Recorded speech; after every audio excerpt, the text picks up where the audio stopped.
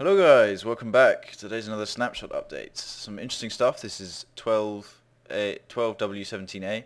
And they've done some pretty cool stuff. Let's start with the thing in my hand.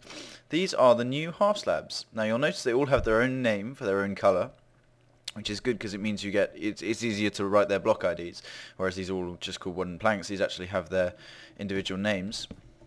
You can get a look at them. Sadly, they do not multi-stack yet. They're still yet to implement that feature. But once they do, it'll be cool. If they do, I should say. And at the same time, they haven't coloured the stairs yet, so the stairs are all still that original wood texture. Next up are these dispensers. If you put a boat in a dispenser or a minecart in a dispenser, when you power them, and so long as there is the medium that they travel in directly in front of the dispenser, they will be dispensed. Obviously with the minecart they get dispensed without any speed, so you have to have a bit of power track to get them going. And equally with the boat, it doesn't go anywhere when it's dispensed, it just sits in the water. But that's quite a cool feature if you're setting up some minecart track or dock. Silk Touch, and obviously this won't work because it's creative, but Silk Touch now, once again, picks up ice, so you can build amazing structures out of ice without having to worry about casting in snow biomes. You can just get on and do it any way you like. However, I know this is why I've got the portal up, ice no longer forms water blocks in the nether. You can break it and it will just break, or you can melt it, as I'm going to do now, by just putting it next to some fire. Sadly, when it melts, the result is no more ice block, as opposed to, I'll just put a few so we can see one of them go.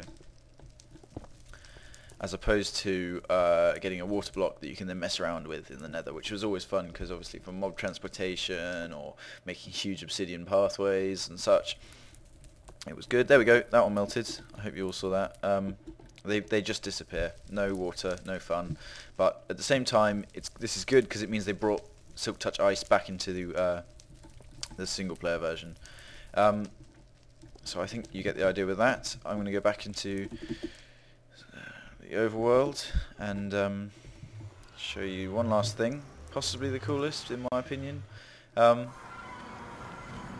you get yourself a book, a sort of useless material, an ink sac, a sort of useless material, and a feather, a rare material because you need it for arrows, and you whack them in a crafting bench in said order, ignore my messy inventory. So you've got book, then ink sac, then feather diagonally, you get a book and quill. Possibly one of the cooler items they've added. Now this sort of just looks like a book with a feather, but what you can do, right click, brings up page 1 of 1. So here we go.